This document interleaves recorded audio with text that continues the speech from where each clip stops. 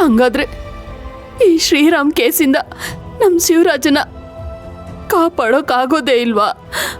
ಹೊರಗಡೆ ಕರ್ಕೊಂಡು ಬರೋದಕ್ಕಾಗೋದೇ ಇಲ್ವಾ?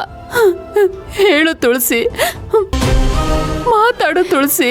ಅತ್ತೆ, ನನಗೇನು ಮಾಡಬೇಕು ಅಂತಾನೆ ಗೊತ್ತಾಗ್ತಿಲ್ಲ. ನಾನು ಎಷ್ಟೇ ಪ್ರಯತ್ನ ಪಟ್ಟರು ಅಣ್ಣನ ಆಚೆ ಕರ್ಕೊಂಡು ಬರೋಕ್ಕಾಗ್ತಿಲ್ಲ. ಇದಕ್ಕೆಲ್ಲ ಕಾರಣ ಇನ್ಸ್ಪೆಕ್ಟ್ರು.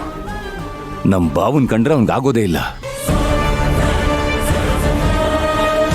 ಅದಕ್ಕೆ ನಾವೆಲ್ಲಿ ಬೇಲ್ಗೆ ಅಪ್ಲೈ ಮಾಡ್ತೀವಿ ಅಂತ, ಕೇಸಿಂದ ಆಚೆ ಕರ್ಕೊಂಡು ಬಂದ್ಬಿಡ್ತೀವಿ ಅಂತ ನಮಗಿಂತ ಮೊದಲೇ ಮ್ಯಾಜಿಸ್ಟ್ರೇಟ್ ಹತ್ರ ಹೋಗಿ ಪರ್ಮಿಷನ್ ತಗೊಂಡು ಕಸ್ಟಡಿಗೆ ತಗೊಂಡಿದ್ದಾನೆ. ಅಳಿಮಯ್ಯ, ಅವರು ಮೆಜೆಸ್ಟಿಕ್ ಹತ್ರ ಹೋದ್ರೆ ನಾವು ಕಮಿಷನರ್ ಹತ್ರ ಹೋಗೋಣ. ಅಮ್ಮ, ಅದು ಮೆಜೆಸ್ಟಿಕ್ ಅಲ್ಲ, ಮ್ಯಾಜಿಸ್ಟ್ರೇಟ್. ಯಾವುದೋ ಒಂದು, ಸುಮ್ಕೆ ನಿಂತ್ಕಳೆ, ಎಲ್ಲದ್ರಾಗೂ ತಪ್ಪು ಹುಡಿಕೊಂಡು ಬರ್ಬೇಡ. ಅಳಿಮಯ್ಯ, ನಾವಂಗ್ ಮಾಡಿರಾಗಕ್ಕಿಲ್ವೇ? ಅತ್ತೆ, ಒಂದ್ಸಲ ಮ್ಯಾಜಿಸ್ಟ್ರೇಟ್ ಹತ್ರ ಹೋಗಿ ಪರ್ಮಿಷನ್ ತಗೊಂಡ್ರೆ ಅಷ್ಟೇ, ಯಾರು ಏನು ಮಾಡೋಕ್ಕಾಗೋದಿಲ್ಲ. ಇದಕ್ಕೆಲ್ಲ ಕಾರಣ ಆ ದ್ರೋಣನೇ. ಅವರು ನಂದೇನು ಪ್ರಯೋಜನ?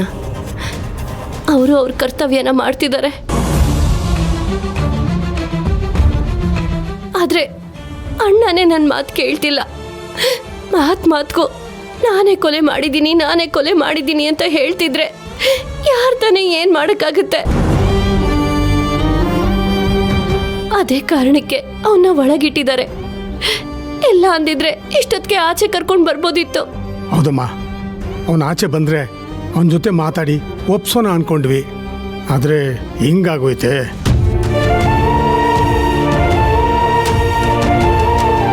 ಆ ಶಿವರಾಜು ಯಾಕೆ ಹಿಂಗೆ ಹಠ ಮಾಡ್ತಾನೆ ಅಂತಾನೆ ಗೊತ್ತಾಗ್ತಾ ಇಲ್ಲ.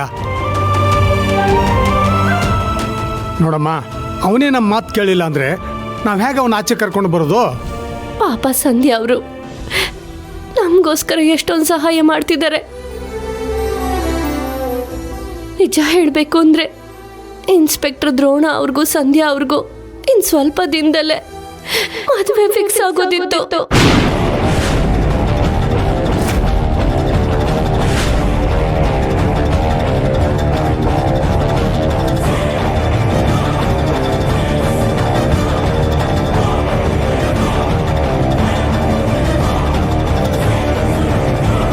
ಆದ್ರೆ ಸಂಧ್ಯಾ ಅವರು ನಮಗ್ ಸಹಾಯ ಮಾಡಕ್ ನಿಂತಿರೋದ್ರಿಂದ ಅವರಿಬ್ಬರ ಮಧ್ಯೆ ಬೇರೆ ಕೊಟ್ಕೋತಾ ಇದೆ.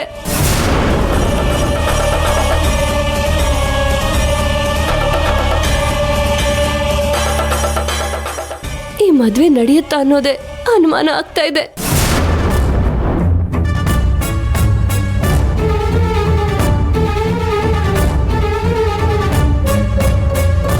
ಸದ್ಯ ಒಳ್ಳೇದೇ ಆಯ್ತು. ಅವರಿಬ್ರು ಮದುವೆ ಮುರಿದು ಬಿದ್ರೆ ಸಂಧಿಯನ್ನು ಭಾವನ್ನು ಒಂದು ಮಾಡಿ ಆ ಜ್ಯೋತಿಯಿಂದ ನಮ್ಮ ಭಾವಂಗೆ ಮುಕ್ತಿ ಕೊಡಿಸ್ಬೋದು. ತುಳಸಿ, ಈಗೇನಮ್ಮ ಮಾಡೋದು? ನನಗೂ ಏನ್ ಮಾಡ್ಬೇಕು ಅಂತ ಗೊತ್ತಾಗ್ತಿಲ್ಲ ಅತ್ತೆ. ಆ ದೇವ್ರೆ ಕಾಪಾಡ್ಬೇಕು. ಆ ದೇವ್ರೆ ಇದ್ರಿಂದ ನನಗ್ ದಾರಿ ತೋರಿಸ್ಬೇಕು.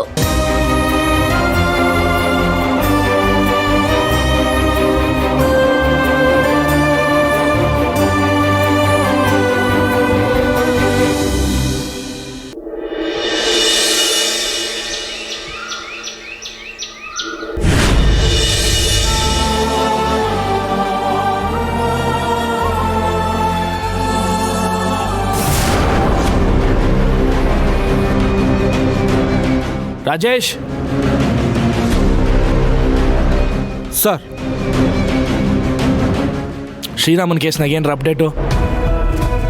ಇಲ್ಲ ಸರ್. ರೀ, ಯಾಕ್ರೆ ಡಲ್ ಆಗದಿರಿ?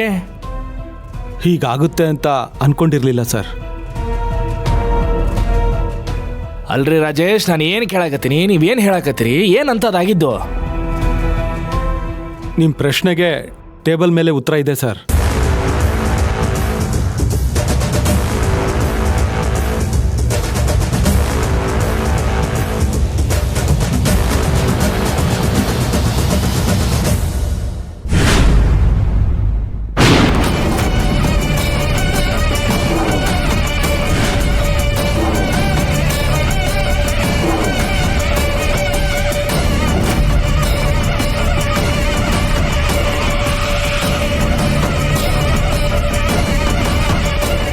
ಸುವ್ಯವಸ್ಥೆ ಕಾರಣಗಳಿಂದ ನಿಮ್ಮನ್ನು ಬೆಂಗಳೂರಿಗೆ ವರ್ಗಾಯಿಸಲಾಗುತ್ತಿದೆ.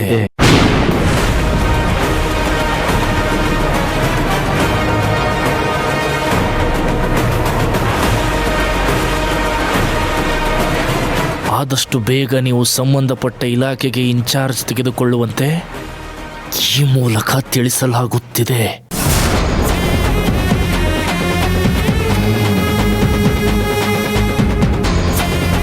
ನನಗೆ ಸುಳಿವು ಕೊಡ್ಲಾರ್ದಂಗೆ ಈ ಕೆಲಸನ ಯಾರು ಮಾಡ್ಯಾರ? ಖಂಡಿತವಾಗ್ಲೂ ಇದು ಇಲಾಖೆ ಕೆಲಸ ಅಂತೂ ಆಗಿರಕ್ಕೆ ಸಾಧ್ಯನೇ ಇಲ್ಲ. ಮತ್ತಿನ್ ಯಾರು ಮಾಡ್ಯಾರ?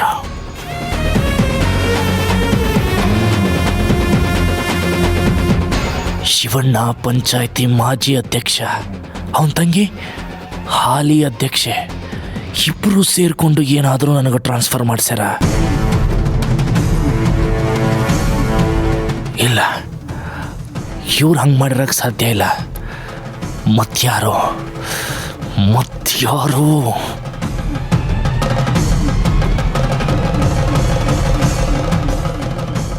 ಇತ್ತೀಚೆಗೆ ತಹಸೀಲ್ದಾರ್ ಮೇಡಮ್ ಅವರು ಶಿವಣ್ಣನ ಕೇಸ್ನಾಗ ಭಾಳ ಮೂಗು ತೋರ್ಸಕತ್ತಾರ. ಅವ್ರು ಏನಾದರೂ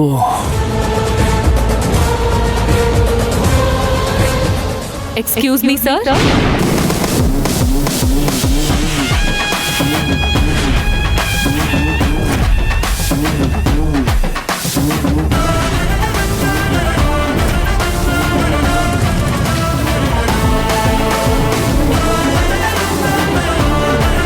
ಪುಟಿ,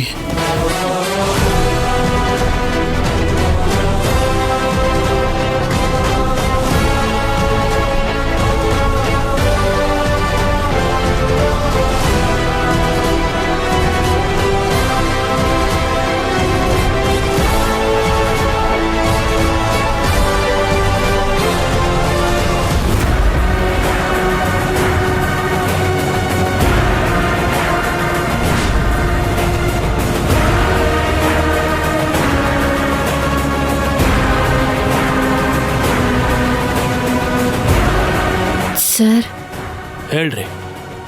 ನಮ್ಮ ಅಣ್ಣನ ಜೊತೆ ಮಾತಾಡಬೇಕಿತ್ತು. ಯಾರು? ಇವರಾ? ನೀವಾ? ಇಬ್ರು.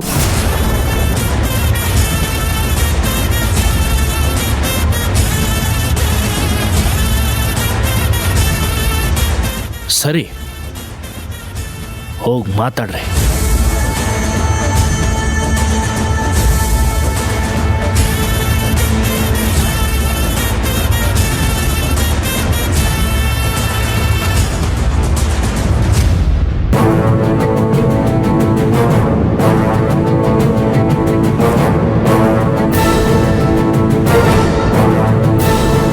Hello, good morning sir. ನಾನು ದ್ರೋಣ ದೊಡ್ಡಮಣಿ ಮಾತಾಡಕತ್ತೀನಿ.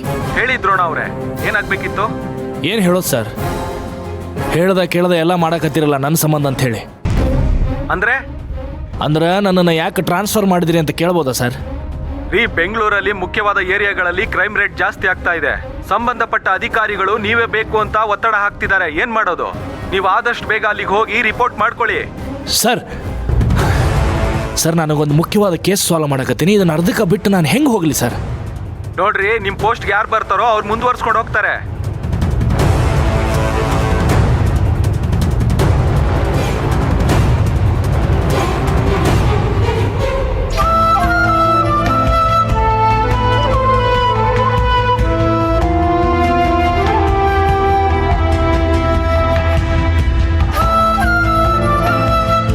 ಅಣ್ಣ, ನೀನೇನು ಹೆದರ್ಕೋಬೇಡ.